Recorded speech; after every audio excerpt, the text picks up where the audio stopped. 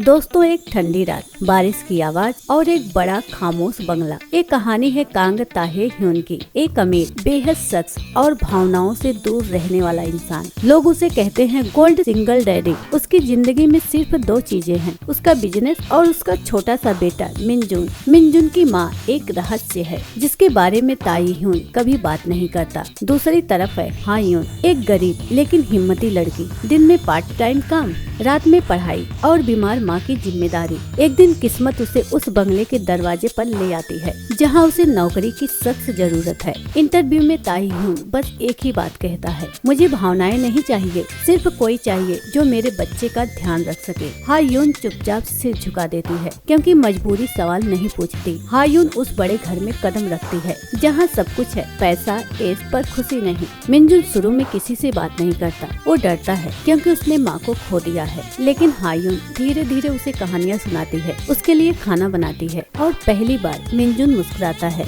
ये मुस्कान ताहे ह्यून भी दूर से देखता है। ताहे ह्यून को गुस्सा आता है जब मिनजुन हा ह्यून को माँ कह देता है। वो सख्ती से बोलता है, अपनी हद में रहो, तुम सिर्फ एक केयर टेकर हो। लेकिन सच्चाई ये है, उसके दिल में सालों से जमी बर्फ पिघलने लगी है। वो पहली बार किसी को अपने बेटे के इतना करीब देख रहा है। एक रात मिनजुन को तेज बुखार हो जाता है। हा ह्यून पूरी रात जाग कर उसका ख्याल रखती है। ताहे ह्यून सब देख रहा होता है और तभी उसके अतीत की पर्दे खुलती है। उसकी पत्नी की मौत, उसका खुद को दोष देना और इसी वजह से उसका दिल बंद हो जाना। हा ह्यून पहली बार कहती है, दर्द से भागने से दर्द खत्म नहीं होता। लेकिन कहानी इतनी आसान नहीं। ताहे ह्यून की अमीर मंगेतर वापस आती है। उसे हा ह्यून पसंद नहीं, एक गरीब लड़की जो इस घर में जगह बना रही है। वो ताहे ह्यून को भड़काती है, तुम्हारी इमेज खराब हो रही है। हा ह्यून सब सुन लेती है और चुपचाप घर छोड़ने का फैसला करती है। हा ह्यून के जाने के बाद मिनजुन फिर से चुप हो जाता है। खाना नहीं, हंसी नहीं,